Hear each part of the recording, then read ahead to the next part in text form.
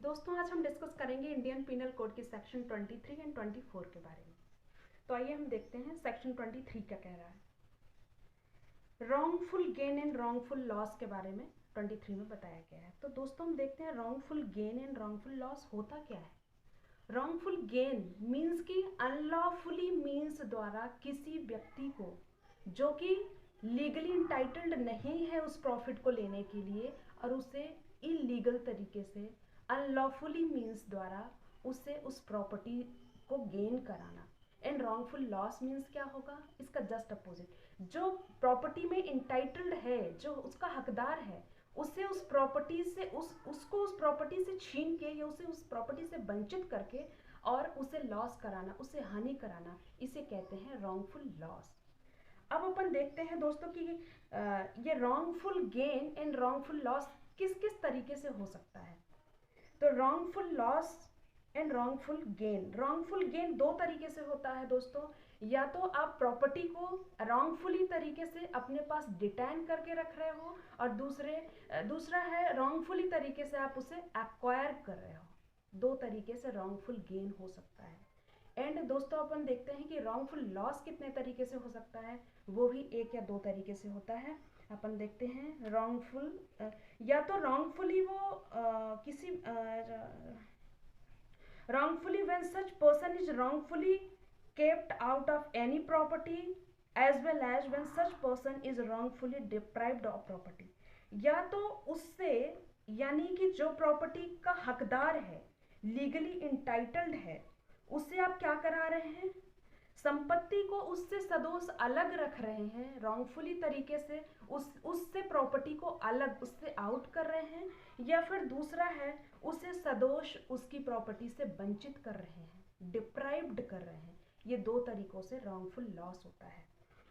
अब देखते हैं दोस्तों एक प्रेमनाथ वर्सेस स्टेट 1866 का केस है, वो देखते हैं। अभियुक्त ने बलपूर्वक तथा अवैधानिक ढंग से एक विधवा के बैलों को उसके मृत पति द्वारा देय ऋण के भुगतान हेतु छीन लिया। बैलों का छीनना सदोष हानि माना गया। एक व्यक्ति का बैल होता है, जो कि जिसका बैल है वो किसी पर्सन से ऋण लिया रहता है। उस ऋण को चुकाने के लिए ऋण कोई और लिया रहता है जो कि विधवा का पति होता है और वो अब डेड हो चुका होता है, मर चुका होता है। और इसके बाद विधवा से उस ऋण के भुगतान के एवज में अचानक से उसका बैल अनलॉफुली तरीके से छीन लिया जाता है। तो उस विधवा को क्या होता है, रॉन्गफुली लॉस। इसे हम कहते हैं रॉन्गफुली लॉस, सदोष हानिकारक करना। अब दोस्तों 24 देखते हैं हम। 24 भी डिसऑनेस्टली की बात करता है। तो जो अपन ने 23 में देखा wrongful gain and wrongful loss, तो वही जो इंटेंशन है, ये जो रॉन्गफुल लॉस, किसी को आप रॉन्गफुली तरीके से गेन करा रहे हो, किसी को रॉन्गफुली तरीके से लॉस करा रहे हो, तो उसमें आपका इंटेंशन क्या होना चाहिए। विधायिका उस इंटेंशन को बता रही है कि इसमें आपका डिसऑनेस्ट इंटेंशन होना चाहिए, बेईमानी पूर्ण आशय होना चाहिए। 24 कह रहा, बेईमानी से जो कोई इस आशय से कोई कार्य करता है कि एक व्यक्ति को सदोष अभिलाभ कारित करे तथा अन्य व्यक्ति को सदोष हानि कारित करे, वह उस कार्य को बेईमानी से करता है, यह कहा जाता है।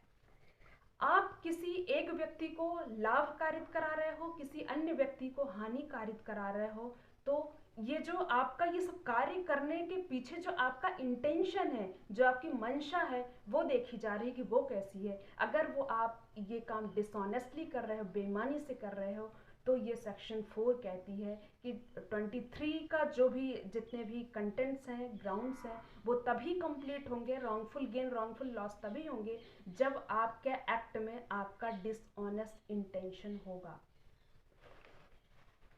इसके बाद दोस्तों इसमें एक केस है 24 सेक्शन में, माधवन पिल्लई 1966 का केस है।